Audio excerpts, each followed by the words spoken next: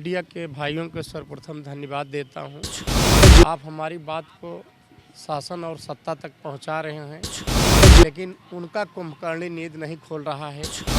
फिर भी आदरणीय नीतीश कुमार जी और यहाँ के अपर शिक्षा सचिव लेकिन जब हमको अंतिम विकल्प चुनना पड़ेगा, पूरे भारत की आज़ादी के आंदोलन में बाबा गांधी ने भी एक जगह करो या मरो का नारा दिया था। जब उनको यही इरादा है कि हमारी बात को नहीं सुनेंगे, हमारी चीज़ों को नहीं मांग को मानेंगे, कि आप विधानसभा से विशेष शिक्षकों के लिए एक लेटर जारी कीजिए। हम लोग भी विधानसभा के अंदर जो है भगत सिंह, सुखदेव गुरु और राजगुरु की तरह हंसते हंसते उस फंदे को चूम लेंगे और आप एक छत्र राज बिहार की सरजमी पर किया करेंगे।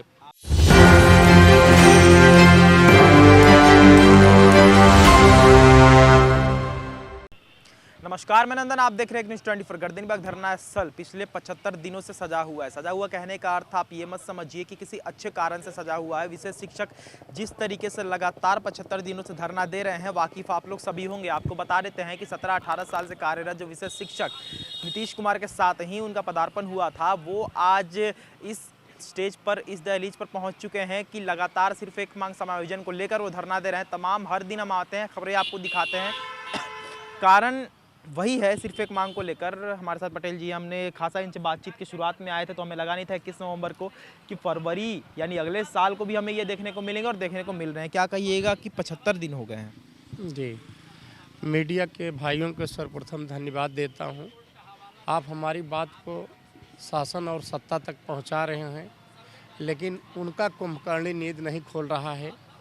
फिर भी आदरणीय नीतीश कुमार जी और यहाँ के अपर शिक्षा सचिव और फ्यूचर के शिक्षा मंत्री से आशा और विश्वास है कि हम लोगों ने यहाँ बहुत जो है दर्द और कष्ट को सहा है और हमारा मांग भी जायज़ है और हमारी संख्या भी ज़्यादा नहीं है, तो हम अपने सामंजन के लिए इस स्थान पर बैठे हैं और आशा और विश्वास है कि निश्चित तौर से शासन और सत्ता में जो लोग बैठे हैं, अन्याय की भी पराकाष्ठा है। आपने कहा आशा और विश्वास है, आपसे एक सवाल करेंगे। आशा और विश्वास तो पिछले 18 साल से आपको था।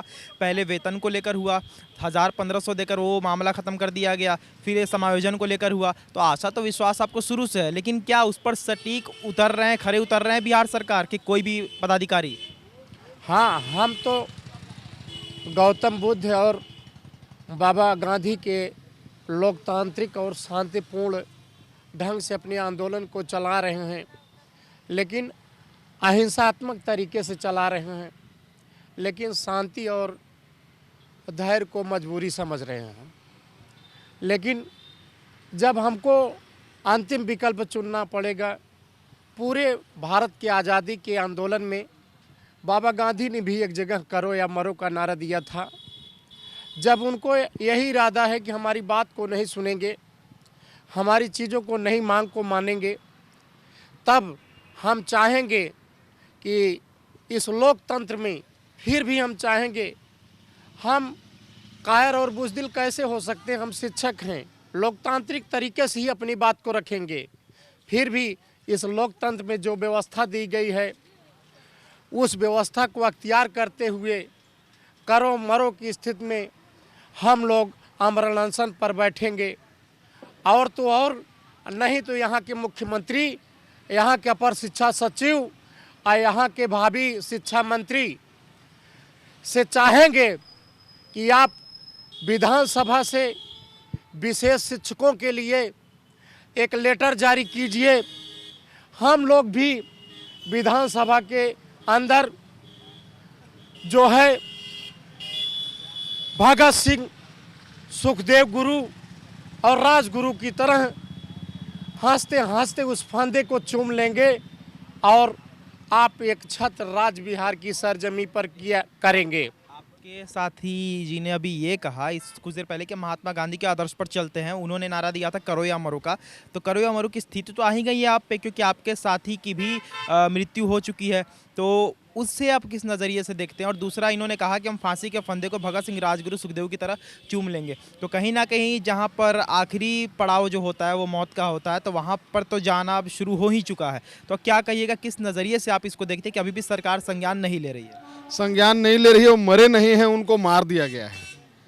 और इस गर्दनी बाग धरना स्थल के माध्यम से मैं कहना चाहता हूं कि उनके परिवार पर जो कष्ट है, तो उनका परिवार पर ही कष्ट नहीं है, हम लोग जो जितने समावेशी कर्मी हैं सभी के घर में कष्ट है। सभी के बाल बच्चा डरा गए हैं कि पापा इतना दिन से आप जब हड़ताल पे हैं और एक आपके भाई चले गए हैं, पैसा के अभाव में, इलाज के अभाव में, हर तरह का तंगी में आके वो मरे हैं। वो मरे नहीं हैं, उनको मार दिया गया है।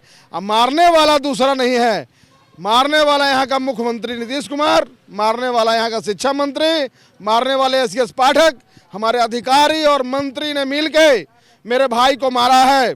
और इसका बदला जो है लेने के बाद हम लोग जो है शांति रहेंगे। अब उग्र प्रदर्शन होगा, हर जगह जहाँ धरेंगे वहाँ पकड़ेंगे, वहाँ कबाड़ दिया जाएगा। भूख प्रदर्शन करिएगा आप, छोड़ेंगे नहीं। आप आमरण अनशन करने की बात भी आप कर रहे हैं। अगर आपके साथ भी ऐसा ही कुछ होता है तो फिर परिवार को ना भुगतना पड़ेगा। अगर उन्हें सरकार मुआवजा नहीं देगी तो आपके परिवार को मुआवजा नहीं देगी, फिर क्या होगा? आप हड़ताल करते करते स्वर्ग प्राप्त हो जाएंगे, फिर उसके बाद क्या होगा? कोई निष्कर्ष निकलेगा? निष्कर्ष नहीं निकलेगा। इसको इस सरकार को कोड़ फूटेगा। इस सरकार के जितना मंत्री है सब जाके पीएमसीएच भर्ती होगा।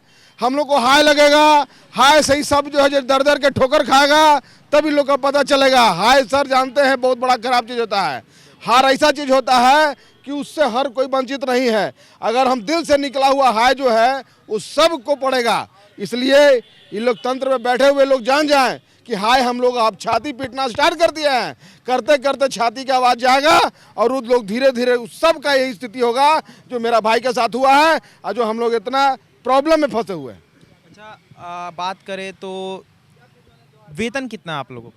मात्र 14,700, जिसको बोलने में भी हमें बहुत ही शर्म आती है। जो आज के डेट में एक मजदूर की भी उतनी नहीं है। हमारे यहाँ जो चपरासी है उसका वेतन कहीं हमसे ज़्यादा है। एक ड्राइवर है, मुख्यमंत्री जी ये बतलाएं उनके ड्राइवर को कितनी दरमाहा दी जाती है? क्या हम उनके ड्राइवरों से भी कमज़ोर हैं? हम एक शिक्षक हैं, एक राष्ट्र निर्माता हैं, और उनको इस कुर्सी तक पहुंचाने वाले भी कहीं ना कहीं हमारे जैसे एक शिक्षक ही होंगे। ये उन्होंने हो सकता है ना कि आंकड़ा देखा होगा कि 900 बचे हुए हैं, 900 से 1000 के बीच में, तो इन्हें करे या ना करे उन्हें फ़र्क नहीं पड़ता है कि 900 1000 के बीच में हम नहीं भी करेंगे तो वोट बैंक पर क्या ही असर पड़ेगा। बिल्कुल सही बात है। वो सिर्फ वोट की राजनीति जानते हैं। वो जानते हैं कि भाई इनकी संख्या कहाँ है। और मात्र यही एक हमें लग रहा है इस नीतीश बाबू से कि ये सिर्फ दल बदलू पलटू राम चाचा हैं और ये सिर्फ वोट की तरफ ही आकर्षित होते हैं। जिधर वोट नहीं उधर ध्यान नहीं। उधर के अगर हम लोग विकलांग बच्चों को पढ़ाने वाले विशेष शिक्षक हैं, हमारे दिलों से हाय निकलेगी तो उनके साथ पीढ़ी विकलांग हो जाएंगे।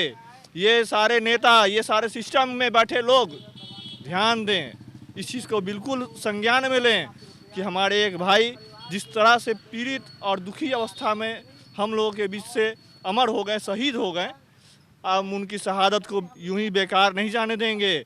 इस सरकार की ईंट से ईंट हिला देंगे। इस सारे सिस्टम में बैठे अधिकारी जान लें कि उनके सारे 7 पुश्त के बच्चे तक विकलांग हो जाएंगे और फिर वो आएंगे इसी दरवाजे पे, इसी विशेष शिक्षक के पास पढ़वाने के लिए। तब उनसे पूछेंगे सरकार आज क्या हाल है? आपके यहाँ ड्राइवर को तो आप इतना देते थे और हम एक शिक्षक हैं, हमें आपने क्या दिया? इससे ज़्यादा और क्या कहें। हम बहुत ज़्यादा दुखी हैं। हमारे भाई हमारे बीच नहीं रहे। आज उनके परिवार को देखने वाला कोई नहीं है। उनके घर में 3-3 बच्चियां हैं जो नाबालिग और अविवाहित हैं। 2 बच्चे हैं जो नाबालिग हैं। उनके घर में माता पिता हैं जिनको दवाई का भी देनहार मात्र एक कमाने वाला इंसान यही थे जो आज ये शहीद हो चुके हैं। अब हम लोगों को सरकार से मात्र यही एक मांग है कि उनके परिवार को समुचित व्यवस्था दें, उनके परिवार के एक सदस्य को सरकारी नौकरी दें और 10 लाख मुआवजा प्रदान करें।